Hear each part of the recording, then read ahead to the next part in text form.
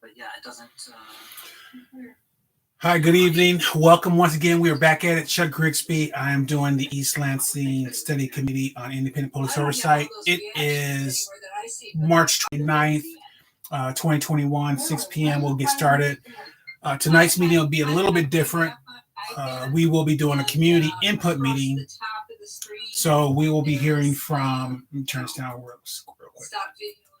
We'll be hearing from the community and their thoughts about the Police Independent Oversight Commission being developed here in East Lansing. So it should be very interesting. You won't hear me talk very much at all tonight. There's a couple of facilitators doing their thing, and I just will be opening and closing the meeting. So I hope you learn something from this going forward into your community and doing your oversight meeting, doing your oversight commission when you create one in your community. So hang tough here for about 3 minutes or so. You'll hear a little dead space, and we will jump right into it. Thanks for joining us.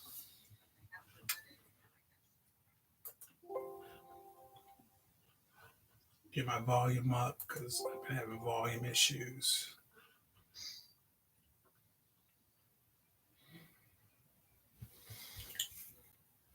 I can let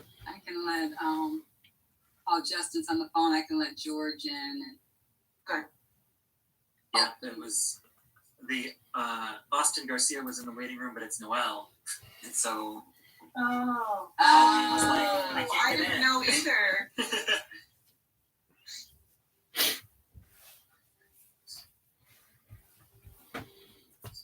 That's funny. Kim Johnson's here too. Helen, come trickling in.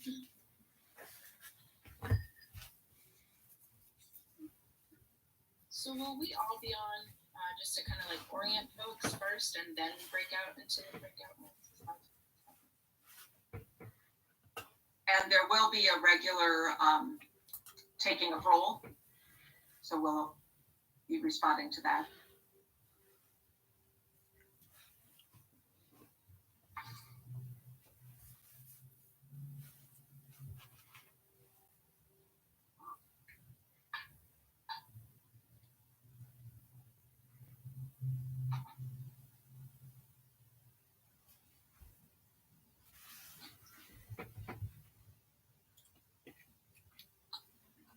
So we have all our note takers and facilitators on.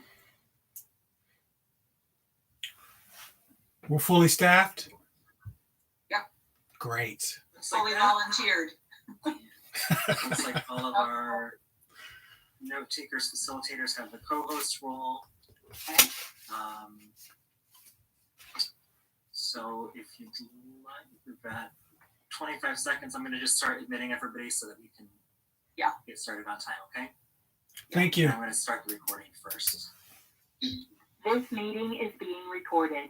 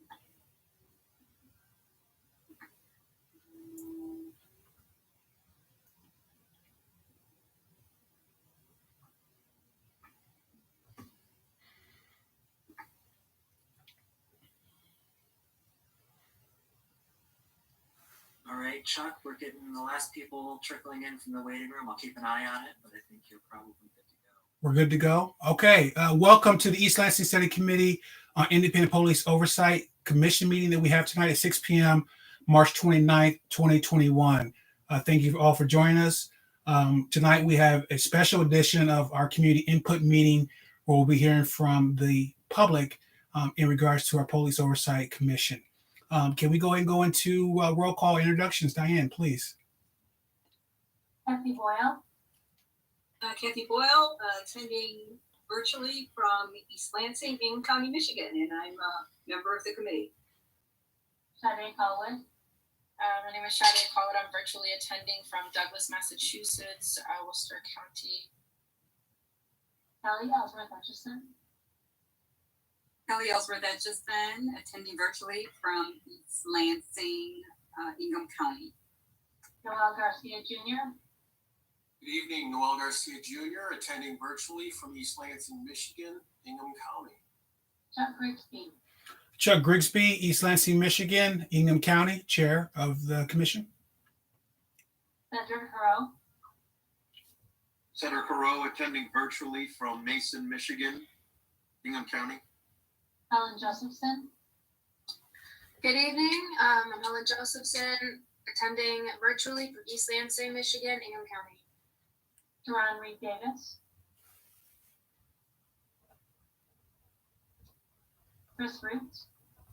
Ms. Root, I'm vice chair of the study committee. I'm attending virtually from East Lansing in Ingham County. Quentin Tyler. Quentin Tyler, attending virtually from Lexington, Kentucky. Eric Williams.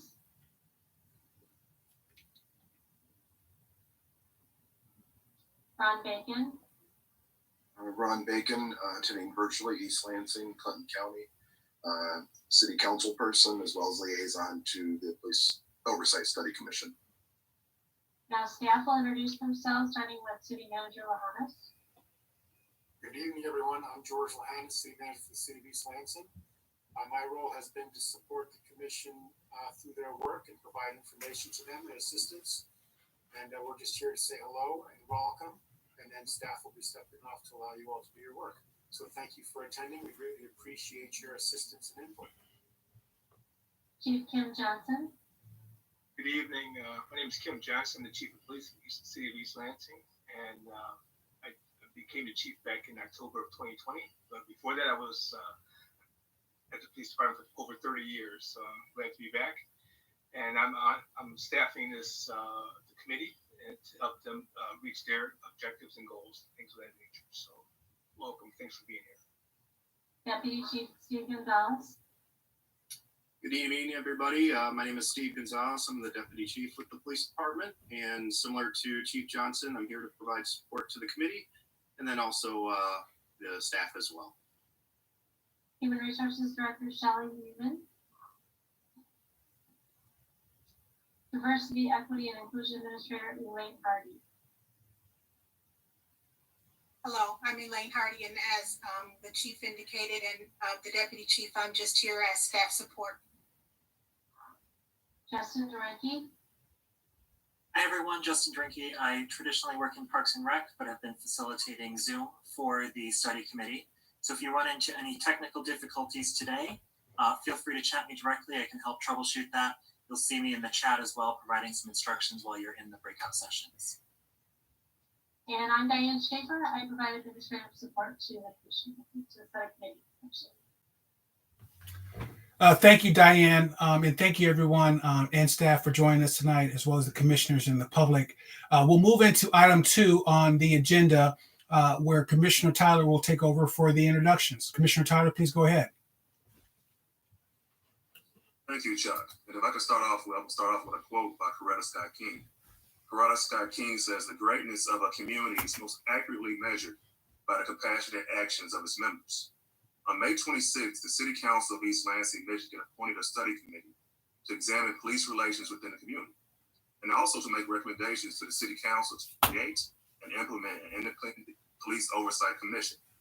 As part of our process, we, the study committee, are soliciting input from you all here today through small group breakout discussions and public comment. This feedback will be used to help us finalize our collective recommendations to the East Lansing City Council on establishment of an independent police review commission. Next, I want to mention where we are in the process since we have begun our work. We have taken testimonies, we have reviewed evidence, and examined the methods by which other communities view complaints of police misconduct and and also review best practices based on national standards. I will state and repeat that we are seeking input from you this evening to shape our report to City Council. So keeping that in mind, I will state a few of our current recommendations. You can find a full list on our website. Oversight of policing by a commission composed of volunteers from the community must be independent of the police department. The Oversight Commission will review complaints from the public about East Lansing Police.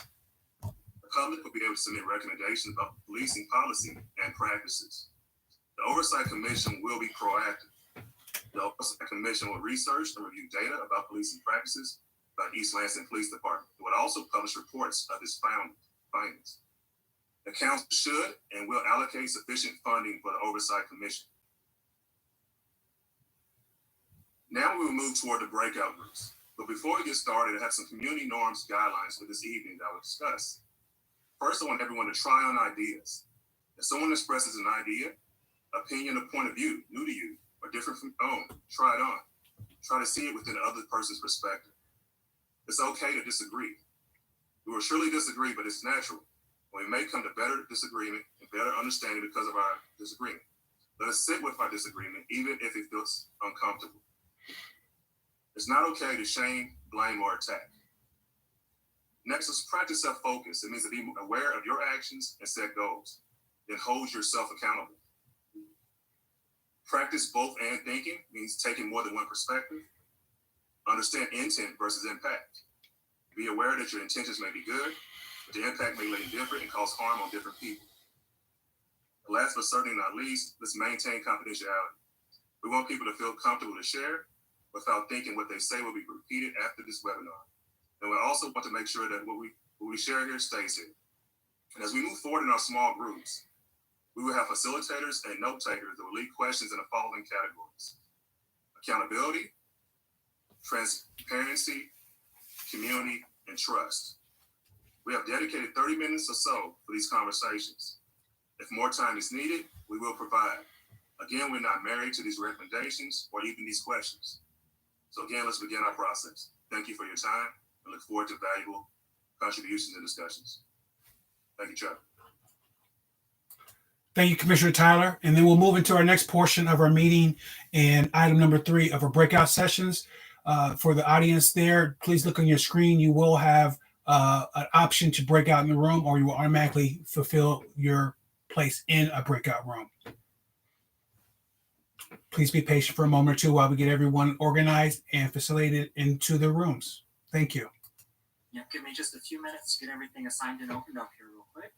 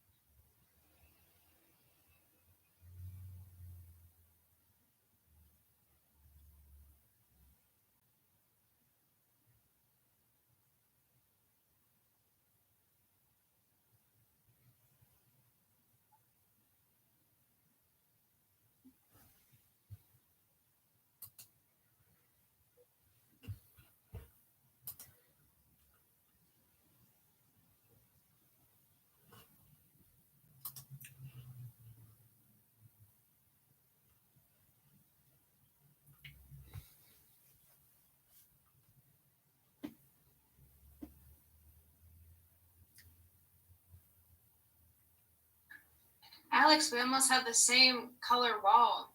Yeah, we do. How are you doing today? Doing okay. How are you doing?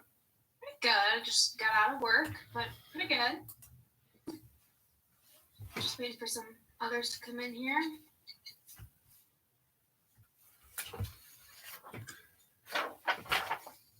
I was a little worried this morning because I was up at like 6 for work, and it was like 26 degrees. I'm like, oh no, we're going the wrong direction. But it ended up being a pretty nice day outside. Yeah, it wasn't too bad. I got it in a run today, so. Oh, that's cool. Commissioner Josephson, did you get the email of the questions? Yes, I did. Okay. Thank you. All right.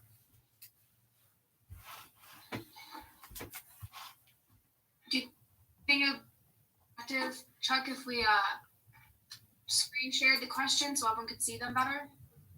I don't know if I have access to do that. I do know they're in our chat function for us to pull up possibly.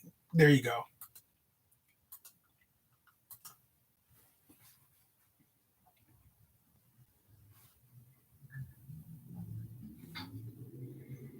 I guess we're just wait a few more minutes to see if anyone else is going to join.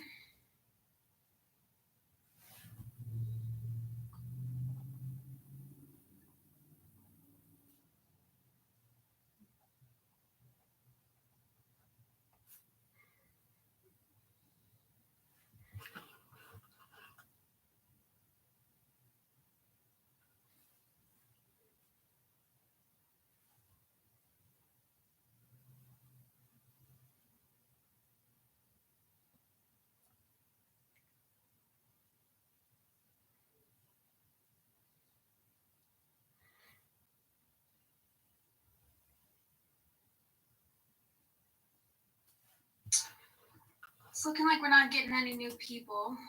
So I think maybe we should start off with some introductions if you feel comfortable. My name's Helen. You can see in the Zoom chat, but I'm a facilitator for this breakout group today, and we're going to go over these questions. Can everyone see the 4 questions that should be on your computer or monitor screen? Yes. We got some people on mute here. Yes, we can see them. Yes. Yeah. Yep. Yes. Okay, I don't know if anyone feels comfortable introducing themselves, maybe saying where they're zooming in from. So I know it's a little bit hard to feel like a community on these screens. Yeah, I'll go first. My name is Chuck Grigsby. I'm the chair for this group here of individuals getting together, working on this issue. Really appreciate your time tonight and your input in regards to these questions, and really appreciate getting this dialogue in a way that we can have this recommendation go forward to council. Thank you.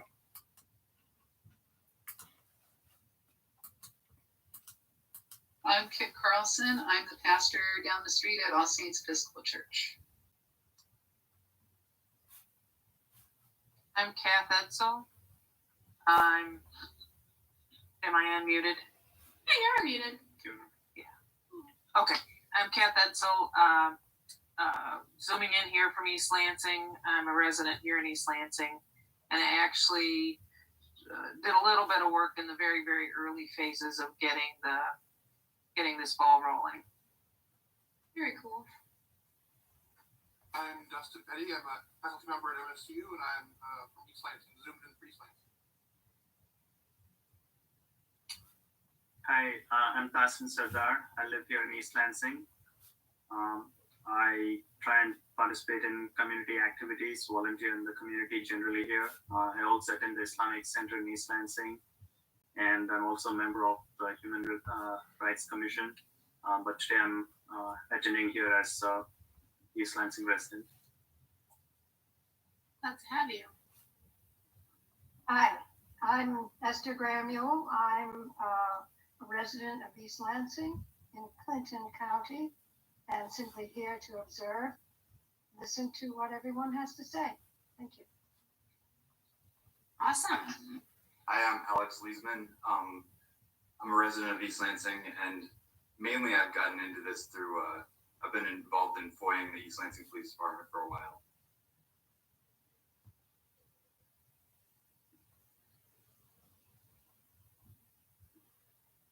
All right. Mike Lynn. I am a Lansing resident coming in. I am a BLM, here with BLM.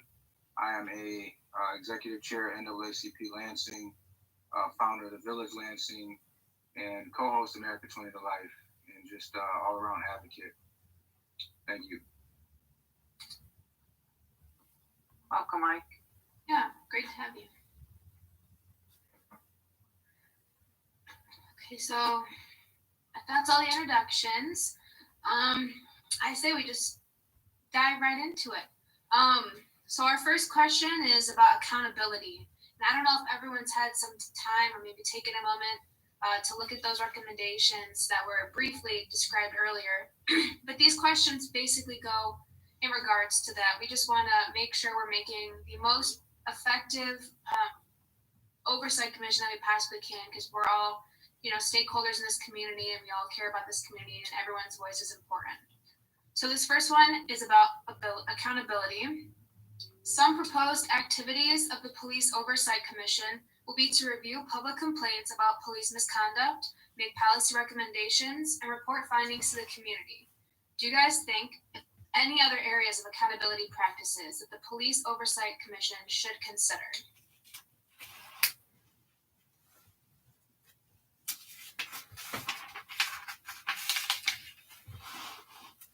Don't all answer at once.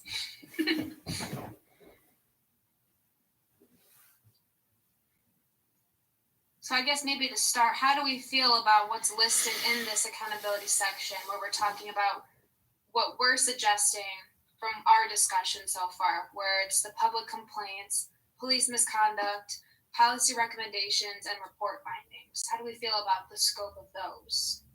Let me begin by asking, when it says report findings to the community, is it one way or is it going to be reactive as well? If the community gets back, how was that accountability actually translated into action? I don't know if that's a fair question to ask at this point. Yeah. Chuck, I don't know if you want to add any significant comments to that. I know that's kind of what we were discussing towards the end of our last meeting.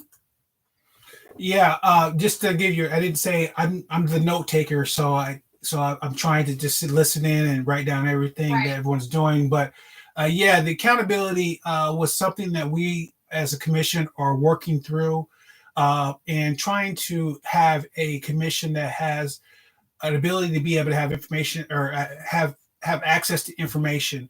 We wanted to have accountability through policy and procedures recommendations, as well as obviously the police oversight.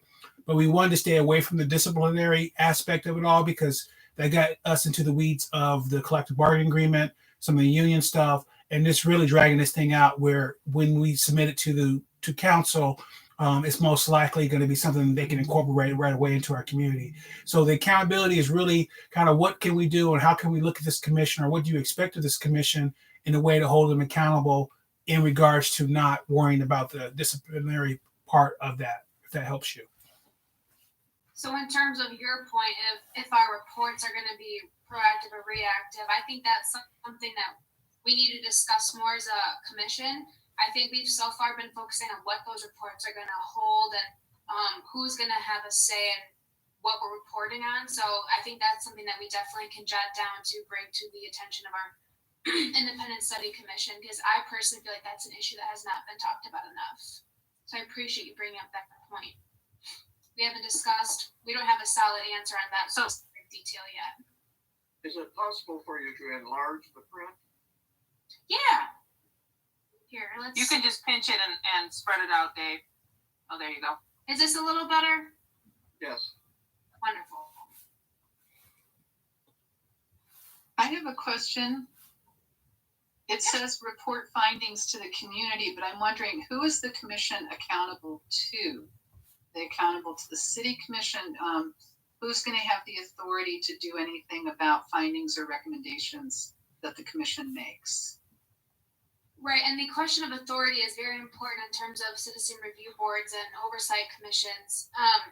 For one, the commission is for the community. So city council, we tried to make them as separate entities as possible and only resorted to city council in a matter of a dispute where the commission can't agree. We are trying to keep it as non-political and away from the police and law enforcement side as possible, so there's no conflict of interest and it truly is for the community's purpose. So we would answer to the community. If there's a community request, community complaint, any community member can make any one of these suggestions or complaints. We really try to focus on what the community is looking for, not so much what city council wants us to do or what the police department's thinking. Think of it as like a little separate bubble that's for the community. We only outsource to the commission or city council if needed. I guess my question is, what happens after the commission reviews public complaints or makes a policy recommendation, who picks that? I mean, is anybody responsible for picking up anything the commission recommends, or can it totally be ignored? Can this just be like a feel-good thing, like we've got a commission and it looked at stuff, but it's not actually going to change anything? If I may, can I chime in? Can you? If I may add to that, I'm sorry, I was introduced. I'm a 40-year MSU sociologist, retired, living in Oakwood since the 1970s. But under accountability, I think it's a very important issue.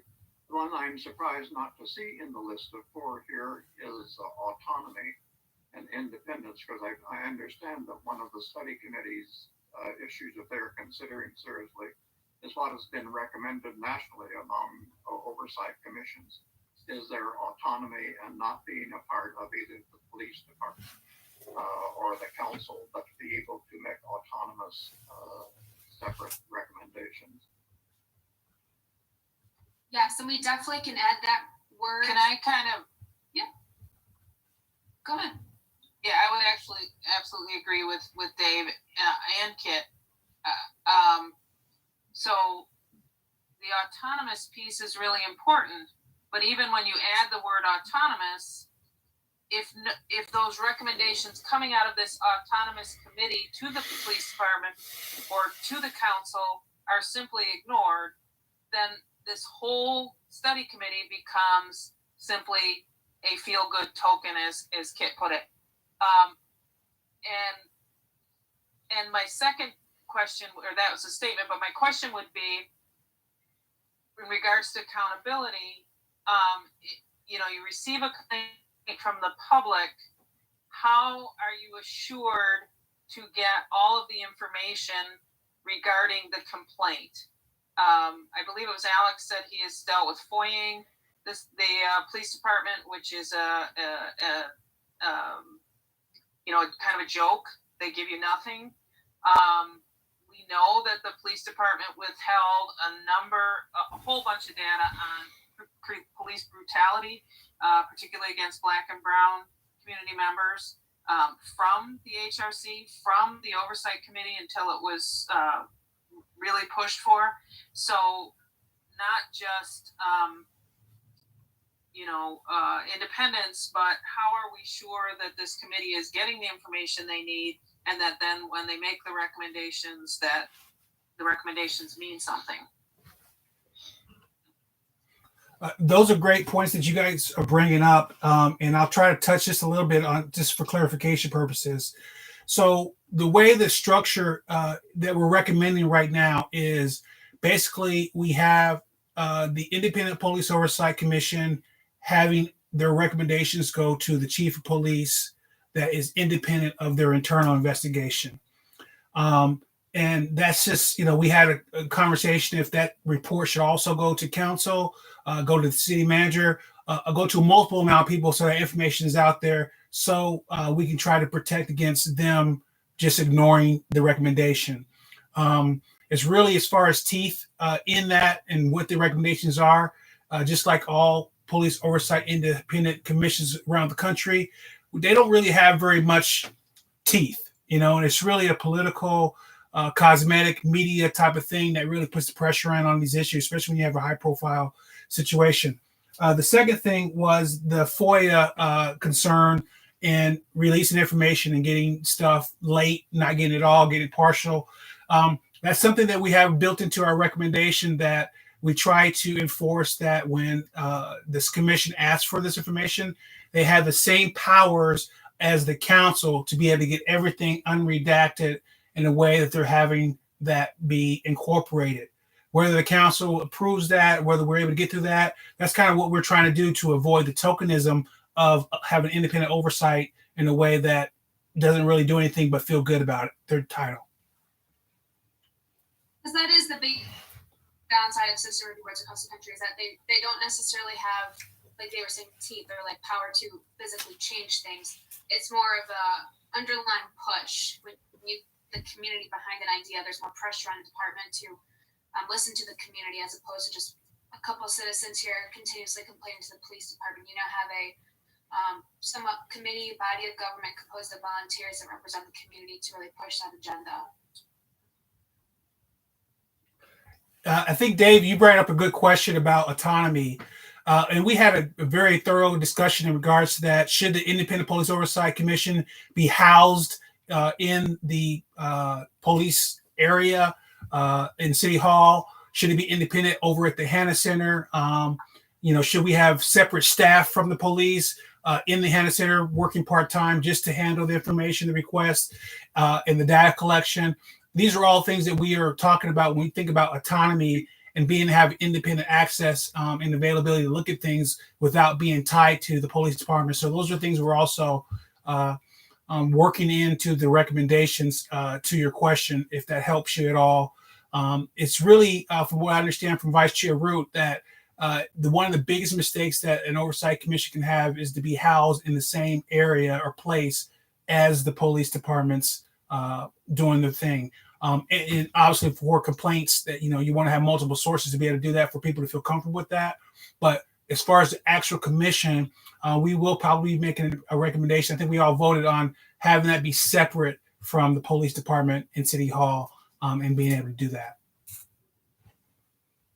So that should include a separate budget as well as a separate location, not being located within the police department, and preferably not even in the City Hall. But the budget, and not making the budget dependent upon the approval by the council or by the police department of the recommendations of the commission. So that budget autonomy is part of the autonomy, which again, the national studies of independent police oversight commissions again and again says that they failed because of the failure of granting them the autonomy and separation from the official disciplinary and police administrative structures.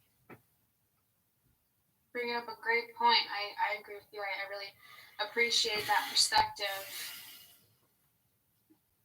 Also, with all this talk about autonomy, I was wondering if there's been part of the proposals to have some kind of process to get an outside counsel, if that occasion, like maybe not have one all the time, but I can envision situations where there's disagreements between police and the oversight commission or something, and that you might want to have independent counsel in a situation like such as that. Instead of city council, you mean taking it to individual one instead of to have an independent lawyer on the oversight side compared to the city or the police department or another entity. Okay. Yes, we were thinking about, I believe we've talked before about having individual investigators up until this point. I'd have to look back and see the recommendations to see if there's any other people that have been added to that list, but most of our focus has been investigators into police department issues. If we're having trouble and we don't are seeing resolution with what we were suggesting. And the process is set up currently, like just as a template, that we would give our suggestions to the chief of police, and if there's some disagreement, we would utilize city council to kind of diffuse situations within the committee. So I see what you're saying now about the representation. I think that's an interesting point that we should bring up at our next committee meeting for sure. Just to follow up to that, thank you, Commissioner Josephson. Just to follow up, yes, absolutely. We discussed that, as Commissioner had said. So there's a couple of different things in this, and I'll say this real quickly so we can move on to the rest of the agenda here, is that the type of complaints that we have and the type of amount of complaints we have within the year, the justification of being able to have that worked into the budget for our municipality and our size was very unusual to have separate counsel. So one of the creative ways that we were thinking about doing that is when we have actual commissioners assigned to this commission, someone with that background would be someone that we would prioritize, who has knowledge, who is able to look at these things in a way that has the expertise behind it. We're going to ask and incorporate anything that you guys suggest when it comes to that. But I just want to give you a little bit of a background with where we were at and how we were looking at that so far, just in case you have some helpful adds to that in regards to having independent counsel. to be independent of the city council. Yeah, one of the recommendations would at least be to have some kind of process, right? Whether it be asking the city council or some way, because that could take funding or whatever, and at least have some way to ask for it at worst. Can I chime in? Yes. It may also be a pro bono opportunity for someone who, has a background in criminal law to serve the commission in particular. That way it's not all put on the shoulders of one of the commissioners who happens to be a lawyer, which that could get pretty awkward, I think, to have, when you're on a board, when you're on a commission, you want to be one of a body and not have any more power and influence or responsibility than anybody else. You want to kind of really be a diffuse power structure. So if you're like putting extra responsibility on a single person because they're a lawyer, I think that could be problematic for a number of reasons. But given budget constraints, which I totally can understand, maybe this is an opportunity to have somebody advise the commission independent of the city on a pro bono basis. So you get that that extra opinion that's not necessarily going to advocate and protect the city, which the city's council has to do.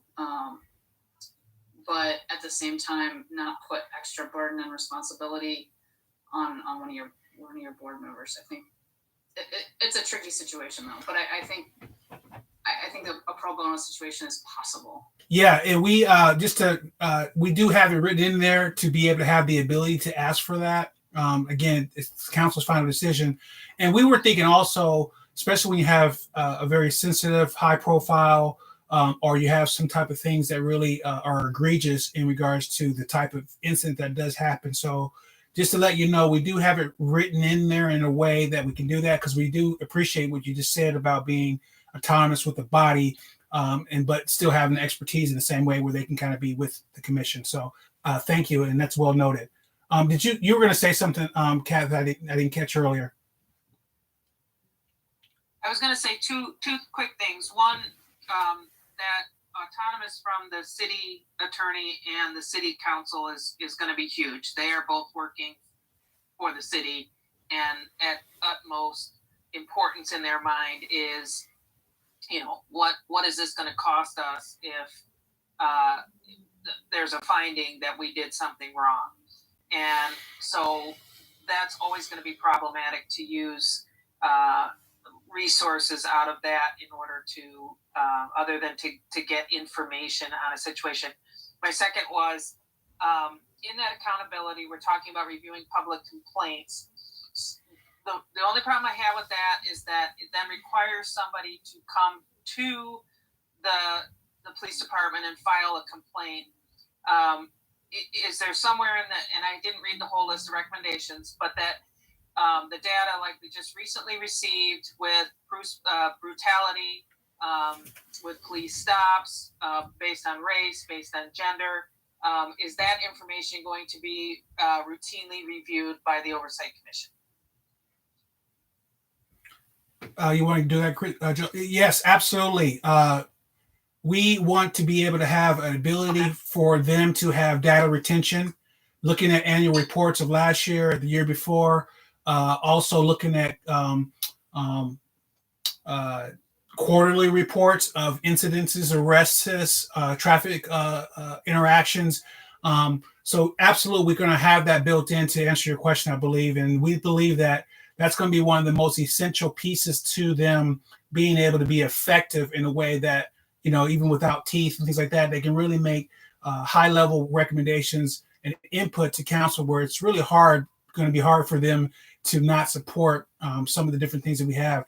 And the data retention, the data collection, the data availability is a huge thing that we have really wanted to make sure that that's incorporated. And I'll go ahead and let Commissioner Joseph jump in there. Shut up for a second. Yeah, I believe Dave had a comment to say, and then we got Mike. Yes, I wanted to actually move to the second point on transparency. Are you finished with accountability yet? Let's let Mike say what he wants to say, and then we can move on if everyone's ready. Yeah, so as the conversation is surrounding around autonomy, I think that's great, and it's something that we work on heavily here. Because anytime something's embedded inside of, we're talking about the building even, they're going to be people that work inside of that building, feeling all this, you're going to have, pressures on them. But that also brought up another thought in my mind was about, an anonymous nature of this commission, because what I've realized is that people, when taking on something very serious or a task or having to call people to task for their issues like police, and they live in a community that maybe the police even do too, it adds a sense of it adds a sense of fear to some people to be able to come and feel these things and really bring them forward correctly. So even that, I mean, in a perfect world, you would have a completely autonomous environment that's, anonymous, the people that are feeling this stuff, and then it gets taken to some place where they can actually do something about it. But I think that's something you guys should think about when talking about that, is how these people are going to be, with our police commission here, they're all mayorally appointed, but also their names are everywhere. So everybody knows who they are. And I know that there's some people who are really involved in this fight outside of their position on these boards. Like there's people who are diversity and inclusion officers at their job at, Jackson National Life, but then they're on a board like this and they're silent because they're concerned about their job or they're concerned about, the repercussions of coming forward with something. So I think keeping that in mind as well. That's a good point. Thank you for bringing that up. For the sake of time, breakout rooms close at 7, so I say we should move on to number 2, transparency. This question is about basically saying that one of the big successes that come from police oversight commissions really depend on the transparency of our discussions, of our reports, of the results. So one of the ways that the commission could ensure that complaints and findings about police misconduct and data as it relates to what the major issues that we're talking about, such as racial bias, are reported to the community, is that we would do so in a timely manner. That's just one of the ways that you could potentially do this, and we wanted to hear what other ways you guys thought could provide transparency from the commission. Yeah, go ahead, Dave. Yes, I want to add to that part of transparency to the public is transparency to the press. Press needs to have open access to this information. And it seems to me this is a change from what has been the case in recent years, that they have the necessity of the press to actually push portfolios and to spend the money for them and so on, reduces the transparency. But the other transparency that I'm just not there is the transparency of the structures to the commission. So will the Michigan State Police, the East Lansing Police, and the City Council be transparent to the commission, the passage of information freely and in a timely way, instead of stalling it out as many police departments do, and so on. And the other question that's related to that is, will there be transparency from the police union about their own positions and their own records on cases of complaints? I know for one part to address that question, we recently have talked about a certain X amount of days needed for the East Lansing Police Department to give a report and give some information over. So to answer your one question about the accountability of are they going to stall it, we are deciding on an X amount of days that is appropriate and I would say reasonable for both and all parties involved. So that's one thing I can address. I don't know if we've really talked about the union side of transparency. We've, I don't know, Chuck, do you want to add about that? I don't think we've really focused a lot on the Yeah, so yeah, we do have built in, Dave, a time frame that is something we feel is able for them to be able to do their interviews, do all the different things that's appropriate where they're not in a situation of stalling. And I believe this last discussion has built in 30 days because this commission may meet once a month at the very least, depending on the frequency of complaints or how much. They may meet every once in a while, twice a month. So we have 30 days, I think, built in, Dave, in regards for them to get everything turned around with the investigative process, unless there's some extreme situation outside of that jumps into that, which should be very, very rare based on the type of complaints that we generally get to the police department. The second part of that is the police union. No, they're not at this point in time going to be more transparent with the process of oversight and accountability.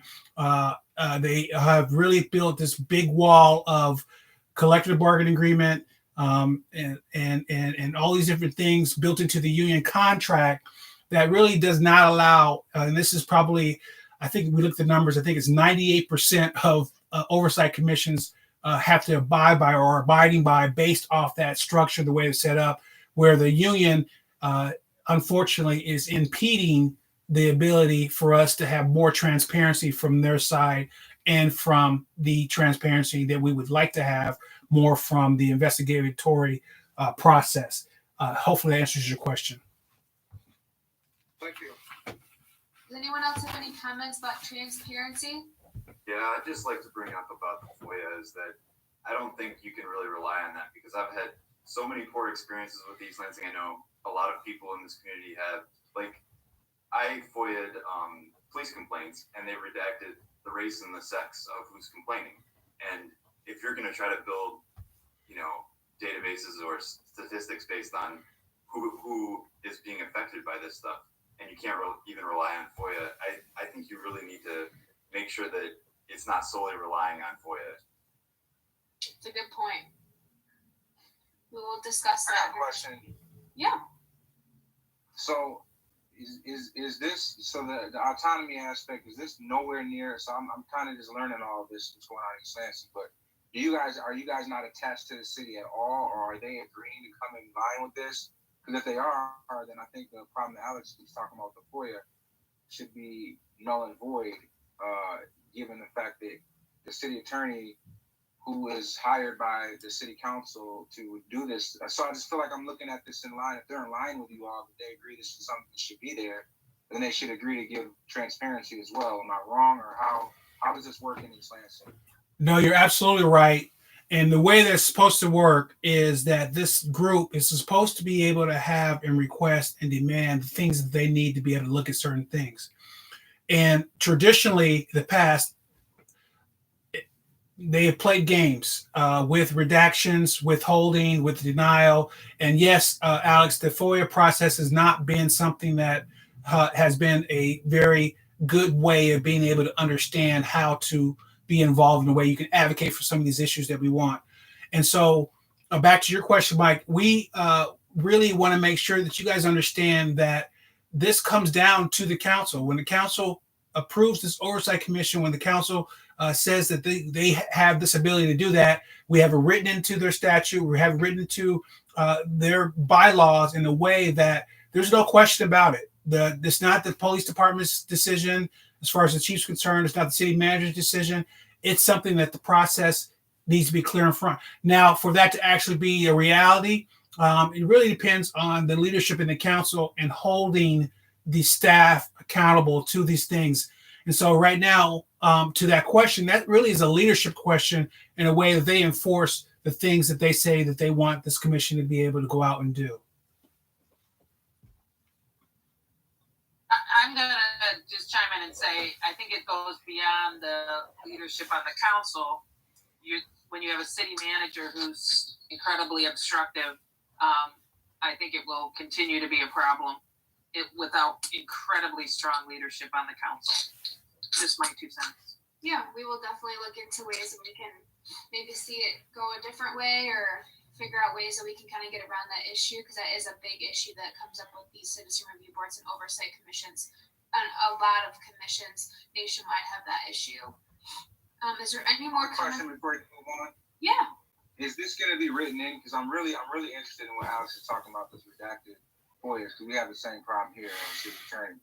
But is it written into your guys' charter that you're changing, or this portion that be not that's not an issue, to where if they're going to be giving us stuff and it's given unredacted, is that written in there already, or is that something you want to add for transparency?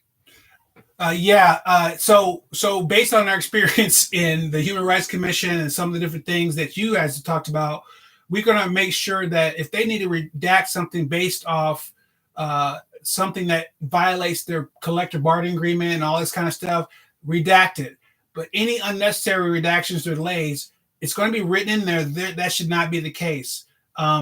Ultimately, it's one of those things that, and I hate to say this, but it's true. The Police Oversight commissions in the nation are not really designed to fix these problems. It's really to be able to prevent these problems, in my humble opinion. And so we're working our way backwards. Everyone in the country is working their way backwards in regards to the FOIA problems, the transparency problems, the autonomy problems, and all these different things. And so we're tackling on the back end and working our ways backwards. But as we create this thing, and as Kat had said, that this is, this takes strong leadership. And without that, this whole thing kind of falls apart. And the council, as you all know, hires and fires the city attorney and hires and fires the police chief. Or the city manager, and so, city manager. And so, and those people were elected by us. And so, that's just kind of what we need to do in some ways to start breaking that down with our leadership and our expectations of that. Without taking too much time, if I can add a couple points, if it's possible to make a recommendation in terms of timeliness in responding to FOIA requests. Please. So that they're not meaningless after a certain point of time. And the second thing is, I understand that there's a cost component involved in FOIA requests because there are administrative costs that need to be covered. But is there an exemption that can be made to like news organizations, at least the local ones, if that's a recommendation we could make? Absolutely. We'll definitely work that in there. We have thought about using the law services from the Michigan State University and working with that group as a possibility. And I think some of the attorneys have connections on the commission that have brought up some other agencies that we can collaborate with in regards to that, and hopefully help with the administrative costs, if I understand your question correctly. So yes, and we will make sure, based off all the stuff I'm writing down, we're going to make sure, double check that we bring this stuff in and make it clear based on what you're bringing to the table. So this is very, very valuable. Yes. Can I just ask a point of clarity? The Oversight Commission is not going to have to FOIA requested information. You'll just request it. When we're speaking about FOIA, we're speaking about community members who request information from the police department, and 99% of the time gets denied, and that there's a cost involved and so forth. I just want to make a clarity there. Is that what you were talking about, Dawson? No, I was not talking about the commission. I was talking about FOIA requests in general, because, for example, you kicked off the conversation earlier about how meaningless FOIAs are when they're not turned around in a timely manner. And Dave Wiley also talked along the same lines. So are you suggesting, are you questioning? So I'm actually in agreement with you. I just want to make sure the commission doesn't have to FOIA anything. Correct. You should just be getting it when you request it.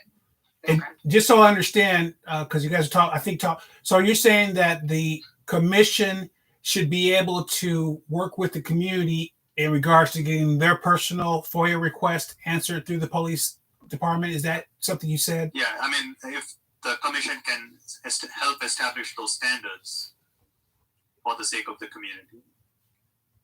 Agreed. That's a great point. Okay, we have 10 minutes left in our breakout rooms, and I think these last two questions are pretty important. This one deals with community. The Police Oversight Commission will be comprised of members from the community. The community will have an opportunity to provide annual input as well as make recommendations about policy changes. Are there other ways that you would like to see the community engaged? Just a quick throw-in for all of these. The issue that's not addressed in the study committee or the commission, and maybe impossibly so, is the Michigan State University police, who are a source of the problem. I hear from faculty friends of mine that stopped for the crime of bicycling while black. And there are problems over there as well. And if we want to improve the image of this community in the way it deals with persons of color, it has to include all of these police forces that are especially MSU. That's a good point. Mike, did you have something to add? Oh, I was just going to, first of all, I love Dave Wiley. I wish I had known him a lot longer than now. He has a lot to the table. But I looked at the way that this is going to be manned, or people are going to be added to this, and it was just concerning that there was labels in there, not just individuals. So I was concerned about that. You know, that the 2 MSU students, the one person from this, the one person from that, it just kind of silos the average person. And I had to actually join groups in order to be able to sit at tables. And so that was a concern of mine 3 years ago, that because I was just Mike Lynn, my voice didn't matter. So I had to become Mike Lynn associated with BLM, associated with the NAACP. So I think it's important to keep that just open. If somebody from, you know, the MSU falls in line there, then I just think that having those, you know, there was not much room there to move on who gets on this thing. And though somebody like Dave Wiley could be left out of it because he's not attached to any of those when he's got a whole lot to say. That's a good point. And we've definitely discussed that a few times. Keith, did you have something to add? Yeah, is the commission under the Open Meetings Act? Will the meetings all be open to the public? Yes. Yes. Okay. If I may, can I just make, I know we're going to move on, but so the MSU police situation, Dave, there's a whole nother beast and another process that we just haven't, you know, focused on, because this is basically coming from our East Lansing Police Department, our focus on that. So we will get to addressing some things that I think I would hope to once we go through this first run with that. Back to your question, just like Commissioner Joseph said, Mike, about labels instead of people. Actually, one of the commissioners had talked about really having great representation of the community, even people who have had charges filed for them that may have a record being involved on this commission, and we can give their perspective on these issues based on their alternate way of being able to kind of look at these issues from that experience. So we have had discussions about that. We will make sure that is part of that as well, based on your input tonight, just to kind of give you guys update on that, those two things that you brought up too. I think that's one of the hardest parts personally, is trying to figure out how the appointing process is going to look, who's going to be, you know, credible enough to be on, because it's difficult to get a small sample of a community this large, where you've got students, international students, people of all ages in the area and different backgrounds. So I like that point. Our last question deals about trust. A foundational principle of a police oversight commission is to build trust between the community and the East Lansing police. That way we can work together to create change in the community.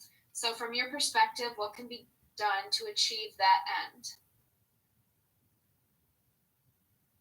Just to address your last point real quickly, who's going to, the study committee, it seems to me, needs to address who's going to select the people who are on the commission.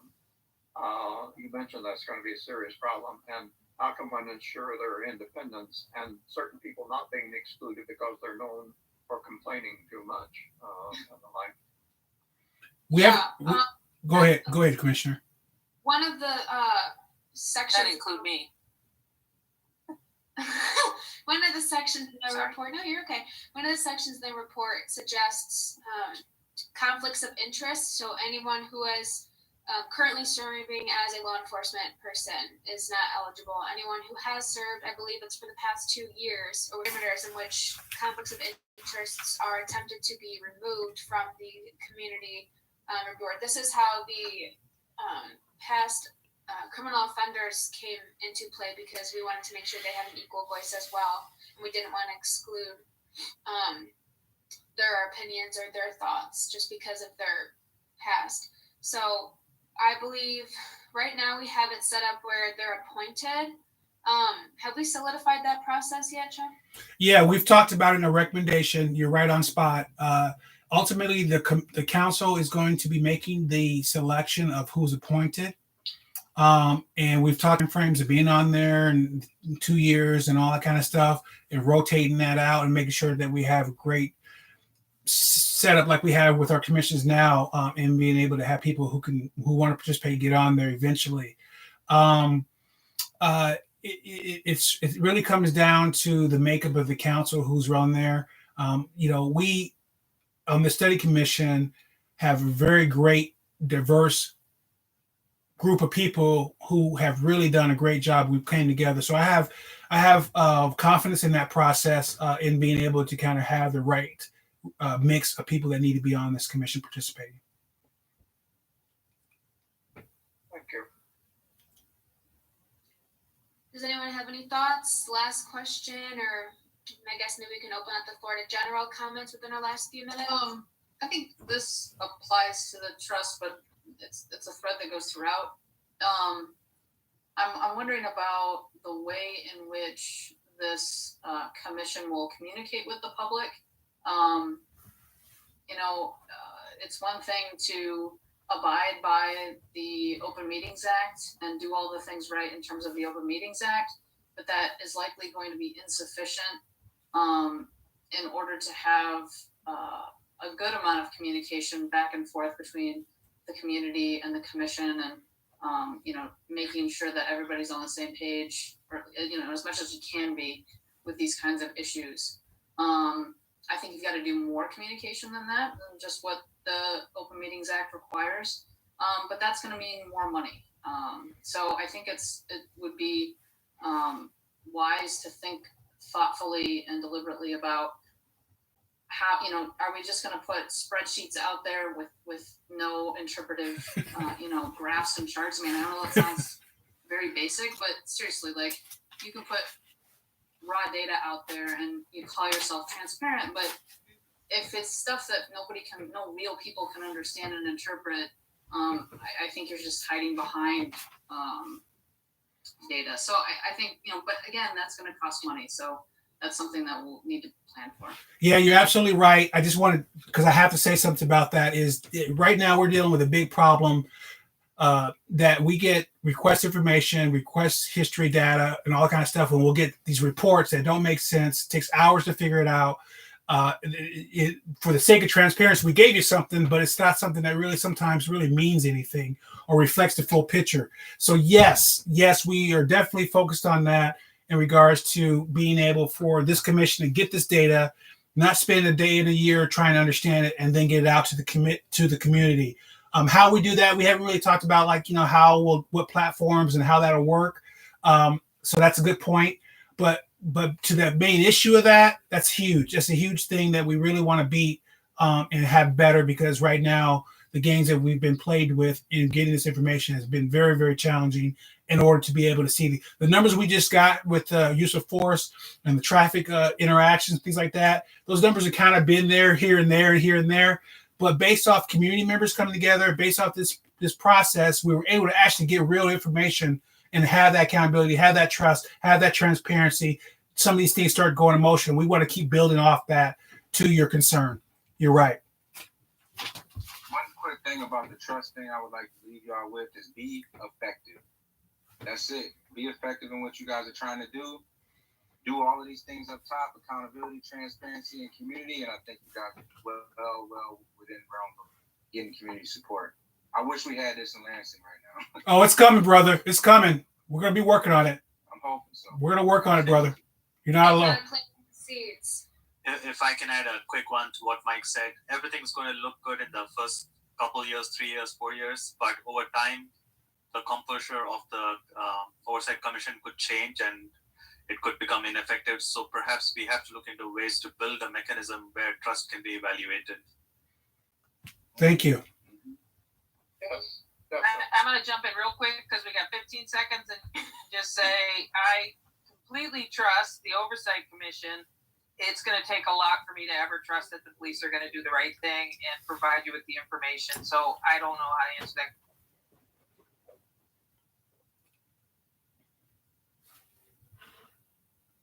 This meeting is being recorded.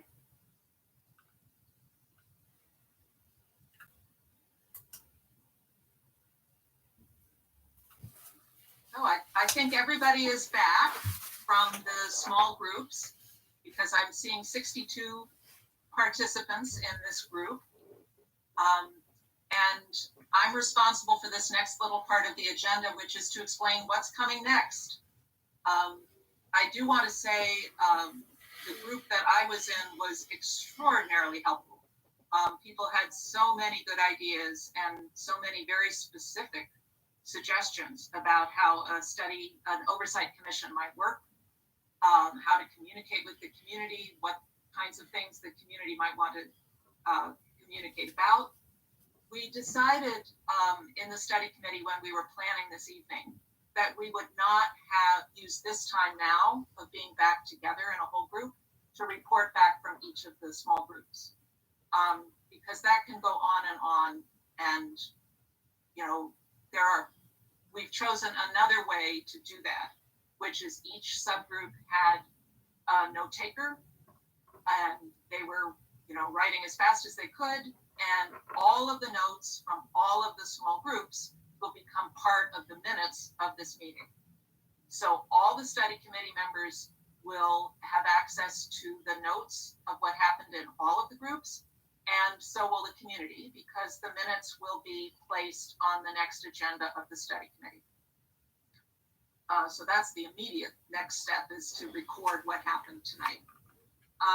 So you can tell that we've been talking a lot about recommendations because that was reflected in the questions we started with tonight.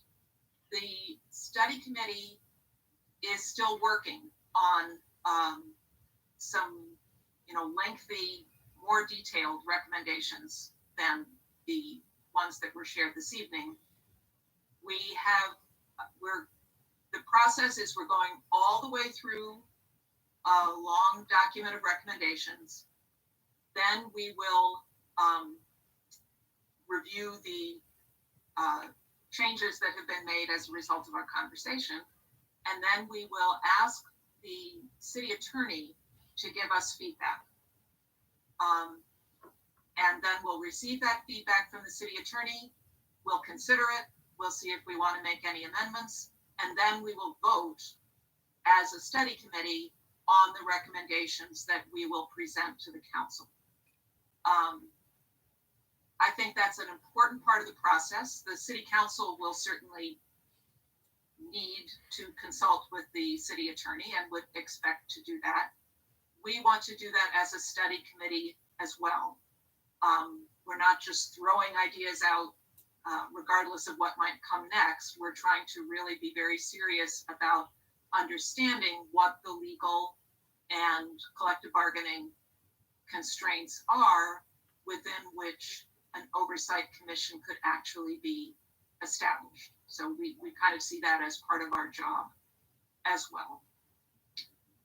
We have until June 12th to submit to the city council our recommendations and report.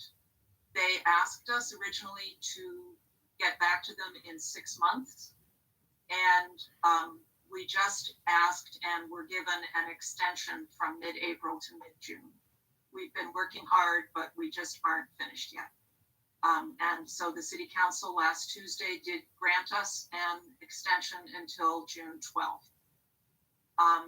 Until then, the study committee meets every second and fourth Tuesday in the normal form of public meetings, which is a more, webinar Zoom than a meeting Zoom. But we always have public comment time at the beginning of the agenda, and you can always look at the documents that we're reviewing. And to get to that, you just go to the homepage of the city's website and look for the icon on, I've forgotten now what it's called. I will get there. The portal, the meeting portal icon.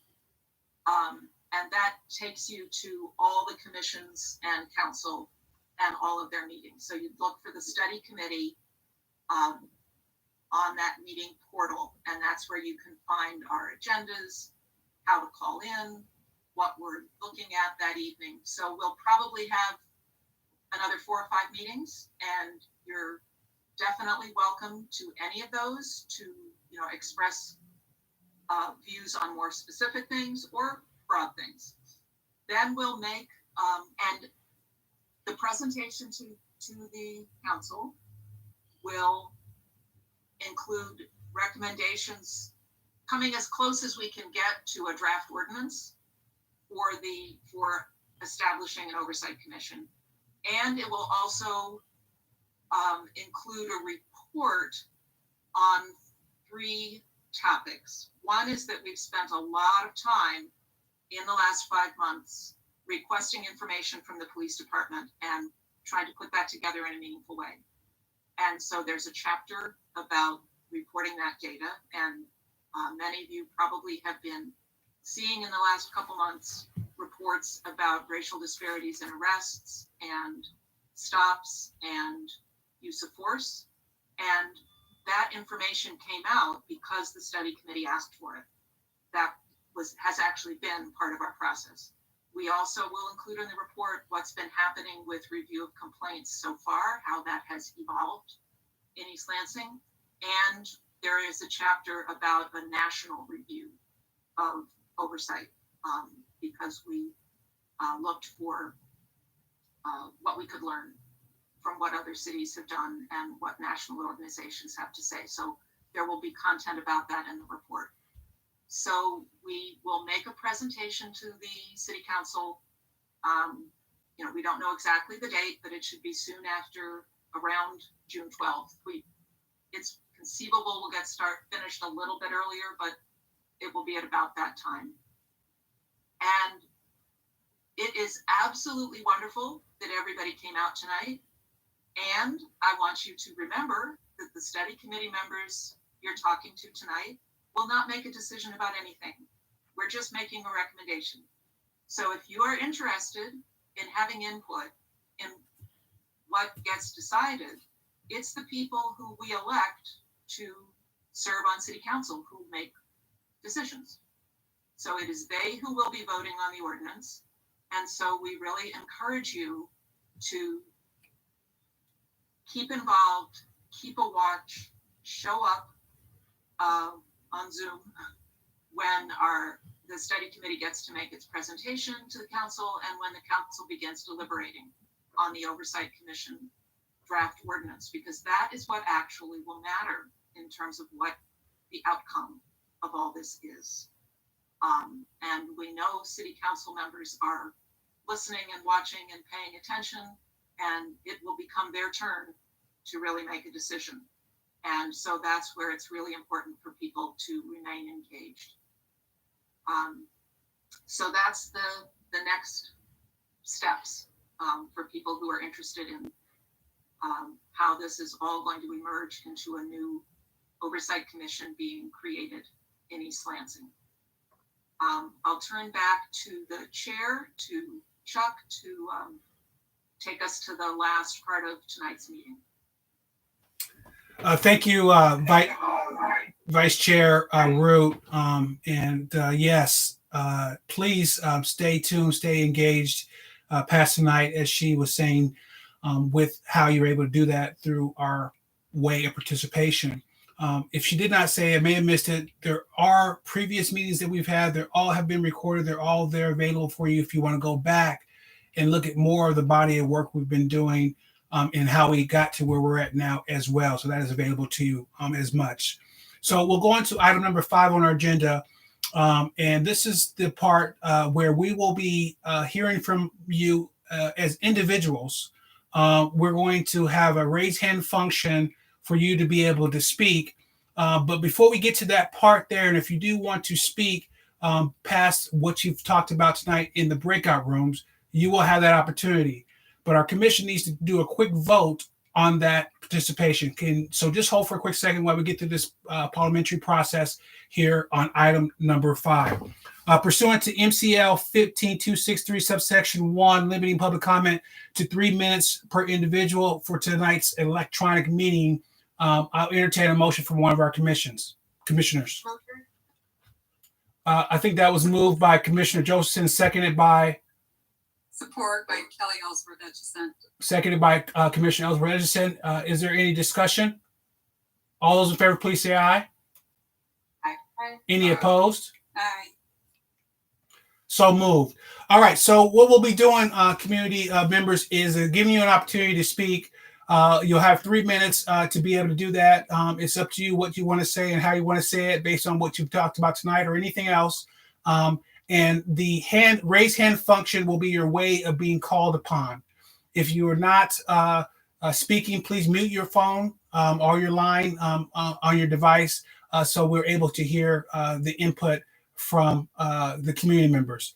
And I'll move it on to Justin.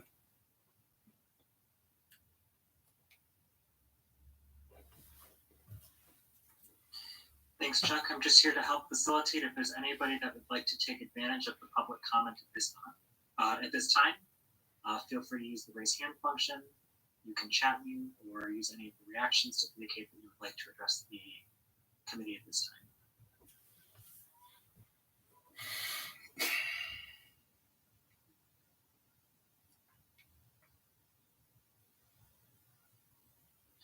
All right, I see Mike Lynn. Yeah, I would just kick it off because nobody else was raising their hand to say that this is an amazing thing that you guys are doing here. As many of you all may know, we've got some of our own issues here in Lansing, and as I said in our breakout room with Chuck, who I talk to very frequently, that I can't wait till we bring something of this sort to Lansing. It's definitely needed. So just be encouraged that this is an amazing thing you guys are doing, and looking at the accountability aspect and the conversation you guys are having around transparency and community and so on. Just very, very excited to see this take place out here in East Lansing. It's needed, as you know, as a young black man growing up. East Lansing was an off-limits spot for us to even drive through the pretty mall. So this is definitely needed. In the issues that happen to us, we feel really concerned about even trying to make a complaint. So to have somebody that's going to feel that and actually present that information to the community, it's amazing. So I'm just now coming into this process of watching this thing take place out in East Lansing, but it's definitely needed, and I appreciate you all for putting that time and effort into getting this taken care of. And I need to know who the city attorney is. Can y'all tell me, is it Robert Easterly? Who is y'all city attorney, and who is y'all city attorney? That's been brought up a lot about the city attorney. So who is the current city attorney? If somebody can answer that. Thank you guys. Thank you, Michael Lynn Jr. What is the actual name of our firm that we utilize for our city attorney services that we have? It's the Foster firm. They have offices in Lansing, Grand Rapids, and Detroit, I believe. Foster Swift. Gavity. Thank you, Commissioner Boyle. And thank you, Mike Lynn, for your comments. Justin, do we have anyone else who is raising their hand? Yep, so the next person I've got on my list is with the name Marcus. Actually, that's my child, not me. Hi, Kat. That's all. I would like to reiterate what Mike said in that I really appreciate all the work that has been put in by this committee to get to this point. I think it is a first step, but it's a huge first step. The pushback that's been seen by the city manager and the police department shows that you're doing something right. We need to get this information out of the police department. We need to hold the police department and police officers accountable as best we can. As I said, it's a first step. I think we need to continue to work as a community towards limiting or increasing accountability in our police contracts and limiting the effect that our police union has in determining discipline for behaviors that I think most community members would find unacceptable. Police brutality that we know is happening to Black and brown bodies at a far higher rate than white people in this community is unacceptable. And just simply stops and questioning, etc., is also unacceptable. I know that the Oversight Commission will be looking into many of these issues, but I think we as a community outside of this commission need to continue to put pressure on our city council, to put pressure on our city manager when contracts are being renegotiated, which is coming up, that we have far greater control over our police employees that are more likely to get fired for not calling in on a shift than they are for smashing a black man's face into the pavement. Thank you. Thank you, Kath, for your comments. Do we have anyone else on the line, Justin? Yeah, we've got quite a few. So next person is going to be Lee June, and then after Lee on deck is Dave Wiley. No, I agree with the two previous speakers and Mr. Lynn, as well as the other person that's just spoken. I think this is a great step. And I'll say a couple of things that I think are fundamental and probably will be done anyway, but I just want to put them on the table. That is, we go forth with this committee, we have to be careful that it is one that has respect and that it is carefully constituted, being diverse, by race, gender, and other factors. And I think that's going to be extremely credible that the people on the commission is seen as credible and are really people who I would say are also kind of grassroots people who have a sense of what's going on in the community. And then the other comment that was made, I just want to put on the public record that I think it would be important that the committee would probably do this anyway, but there'd be periodic reports to the community in terms of what's going on, and whatever data is collected and people can speak on, it needs to be also disaggregated by various kinds of demographics. So as Mr. Lynn say, I applaud you for where you're going, and I just wish you the best as you proceed and make sure that the committee is one that is viewed as credible. And if all of that happens, I think it would be a great step in the right direction. Thank you very much. Thank you, Lee, for your participation tonight and your comments. Very appreciative. Justin, can we move on to the next person, please? Yep, Dave Wiley.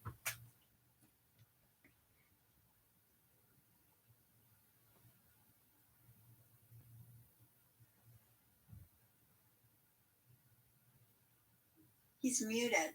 Dave, are you still on the line?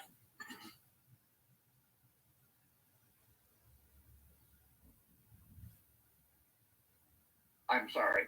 I wanted to comment that I was surprised that in the questions we were asked, there was nothing about the autonomy of the commission, which seems to me from the national literature as a sociologist, the thing that is faulted about most commissions across most communities is their accountability informally to the city administration and to the police department. So it is terribly important to ensure the autonomy.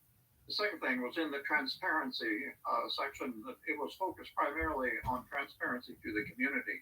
That's terribly important, and we simply want to know that the most important thing there is to make sure the press has access both to the commission's activities and to the data that is being reported. Which, by the way, as a sociologist, let me just add that getting the data of the police department into an analyzable and regularly maintained form is terribly important. I understand the study committee had to take a great deal of time to disaggregate the data, which was not reportable and comparable over time. So anyway, this is terribly, terribly important. As someone who directed the MSU's African Center for 30 years, I can tell you that many times the warnings given to African students as well, who are the subject to the racial bias as well, have been too many times in my 30 years, and I've kept quiet too long about that. So I just want to wish the study committee well and urge them to seek transparency from not only to the community, but from the city administration, the police department, the Michigan State Police, and all other structures. We need that transparency, and the commission needs not to have to rely upon FOIA requests or redacted material in order to build their cases. Thank you very much to the committee and to all of you who are supporting this effort. Thank you, Dave. Appreciate your comments and your participation this evening. Do we have someone else on the line, Justin? Yeah, okay, so yep, I've got Fonda, followed by Farhan, and then Curtis. Thank you. This is Fonda Brewer. Thank you for having a wonderful, engaging session tonight. I truly enjoyed this experience. And I think it's great the work that you're going to do. I agree with all of the speakers who shared comments before me. I see great work coming out of this commission. My only suggestion is, I might have a couple, is I want to make sure that the city council has an opportunity to see all of your recommendations. I know that you're going to present to the attorney to make sure that they're legal and binding and viable, but I think it would be helpful to let the city council see all of them, because some of them might be changes they're willing to make, whereas the attorney may find reasons, and I'm sure good reasons, as to not suggest you move forward with them. But I think that the city council should see all of your recommendations personally. And I would also ask that the commission have some level of authority. For example, they should be able to review the budget and make budget recommendations with regards to the police department. They should also be able to participate in hiring decisions, I think, or code of conduct interviews or evaluations, assessments. And then lastly, I would like to see if there's any way that you can impact change in terms of some new rules or regulations. For example, if the officers in East Lansing wears cameras, that all of the cameras must be on at the point of going and pulling a car over. No excuses for not having a camera on. None. And there might even need to be some sanctions or something to hold them accountable and responsible. But thank you for letting me comment. I look forward to seeing the final outcome. You guys have done an outstanding job. I'm very impressed. And Lansing does need to follow this practice. Thank you. Thank you, Fonda. Next caller, please. Appreciate your participation and your comments. Farhan?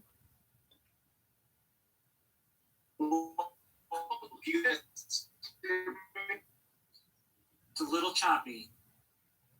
Can you guys hear me? Okay. That's not good. First and foremost, I want to thank all of you guys for holding this meeting.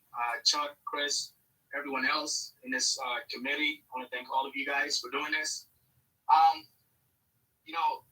It's important that this commission that's being created has total independence from city council and from the police department. Last year, a friend of mine got beat up by the East Lansing Police Department. And city council and both the police department tried very hard to hide evidence, to not release everything on time. And when you look at situations like that, it makes you not trust the police department. It makes you question everything.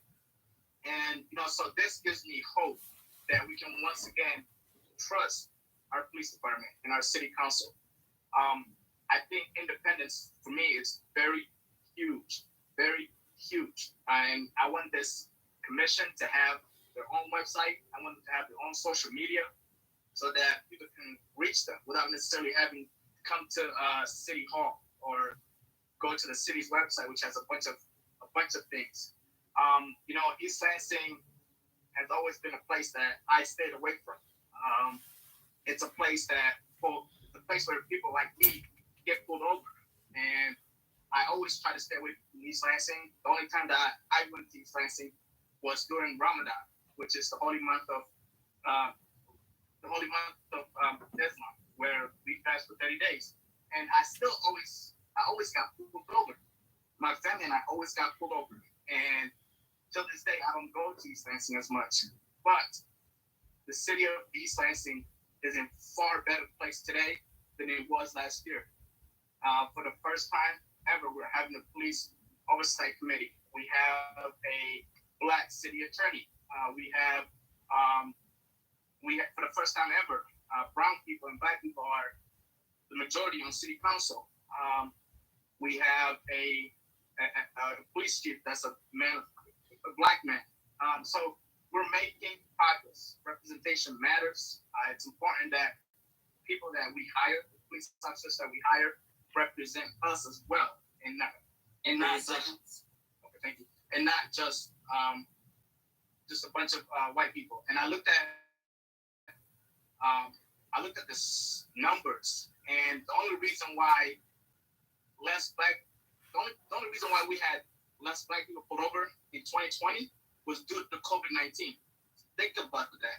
If it wasn't for COVID-19, we would have 50 or 60% of Black people getting pulled over. And that's what we see each year. We see 50 or 40% of Black people getting pulled over, even though we made only 6% of the population. So things like that no longer happen. Thank you. Thank you, Farhan. I appreciate your comments and your participation tonight. And we will go on to the next person on the line, please. Yep, I've got Curtis, and then Anna is on deck. Thank you all. I really appreciate your time. I won't be before you very long, but I just want to sort of echo some of the same sentiments that some of the other speakers had sort of spoke to with regards to what a great opportunity and what a model that you all are creating to build community trust. And so I just want to commend the commission on doing that. Commend the commission to continue these listening sessions and attempts to build trust and community engagement. That's very important. But I also wanted to just take a little time to encourage the commission to continue to look at some of the best practices as it relates to policing throughout the country. And some of those practices, of course, focus on hiring for diversity, to create a diverse policing pool. And then, of course, look at some of those things with regards to mental health. Oftentimes we hear some of these negative stories. Individuals, police officers are responding to mental health checks, wellness checks, and then, of course, and I mentioned this tonight, those things end up in a negative result, oftentimes resulting into the death of an individual community member. So again, while we are doing some great things, but I think it's very, very important that in terms of police accountability, that we continue to look at some of those best practices, look at some of those things that with regards to public perception and public opinion, how we can sort of change what it is that we're doing and what it is that we need to do. So again, I just want to really encourage this group to do that. Again, my hats off to this particular body for what it is that you all are doing. Everyone on this call should be very proud that we're participating in a model that we can probably, hopefully, engage the city of Lansing to be a part of. Thank you all for the time. I appreciate it. Thank you, Curtis, for your comments and your participation this evening. Next caller, please. Anna, you are muted. I want to join several others in thanking the study committee. Really fine work. I'm really excited about East Lansing having an independent oversight commission. And following up on something Fonda said about being able to weigh in on the city budget, I would like the oversight commission to have veto power over the police budget. And also wanting to amplify something Kath Etzel said, aka Marcus. I'm very pro-union, but I have a problem with the police union, and I think it's something different than what unions are set up and supposed to be. And I brought this up in our breakout room, and our facilitator said, but unions do discipline people, unions do fire people, but the overwhelming perception is that unions protect cops when they behave badly. And so I think that's a problem that I hope this commission will take up. And I know I'm going to keep my eyes on it. And I support your work, and I'm so grateful for what you're doing. Thank you. Thank you, Anna, for your compliments, and thank you for your participation this evening. Next caller, please. Okay, I don't have anybody else on deck. I just want to do an open call in case there's anybody else that did not get a chance to do public comment that was not called on. You can use the raise hand feature or message me directly, use any of the reactions.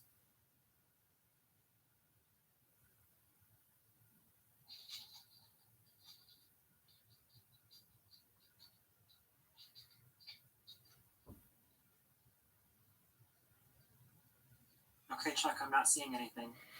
Thank you, Justin, and thank you. And please remember, we are not done meeting. If you do want to participate, we do have formats in our future meetings, as Vice Chair Root has indicated. It is there for you to be able to maybe process maybe some things that you heard tonight or thought about, and you can follow up. We'd be more than happy to hear from you in the future, as well as we continue to meet to mid-June. I just want to say thank you to the community and your participation, your thoughts, your passion, your concerns, and your expertise in our discussion this evening. It's been very, very fruitful. The commissioners and myself, we are very, very thankful of your participation, and we will definitely heavily recommend and incorporate a lot of what has been discussed this evening. I want to say thank you to the staff who has been supporting us throughout this process. I just wanted to say that in a public format for the community. They have been wonderful, giving us what we need to be successful and get up to this point. But I really want to thank the commissioners that I get a chance to work with and have been working with here for the last 6 months or so, have came in here, hit the ground running, have done a lot of work when no one's looking. And I'm honored to be a part of this wonderful, wonderful tool for advocacy for some of the issues that concern you most in the community. So with that being said, we are at our last item of the agenda, which is item 6. And I want to bid farewell to everyone in the community. Thank you so much. And we will go for adjournment. And I will entertain a motion from any of the commissioners who would like to do that. This is Quentin Tyler. I make the motion to adjourn the meeting. Moved by Commissioner Tyler. Is there a second? Second. Seconded by Commissioner Boyle. Thank you. And thank you again, community. If there's no discussion, we will adjourn. And thank you, community. Stay tuned, stay in touch, stay involved going further past this as well. We need you. We can't do this without you. Thank you so much and good night. Thank you. Take care. We are adjourned.